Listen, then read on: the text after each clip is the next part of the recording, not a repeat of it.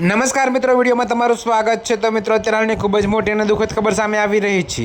જી હા મિત્રો, તમને જણાવી દઈએ કે ઉત્તર પ્રદેશના બાંદામાં એક યુવતીનું ગળું દબાવીને ક્રૂરતાથી હત્યા કરવામાં આવી હતી। તેનો મૃતદેહ તેના ઘરમાંથી મળી આવ્યો હતો। જોકે મિત્રો, તેનો નગ્ન મૃતદેહ જોઈને તેની માતા ખૂબ જ દુઃખી થઈ ગઈ હતી।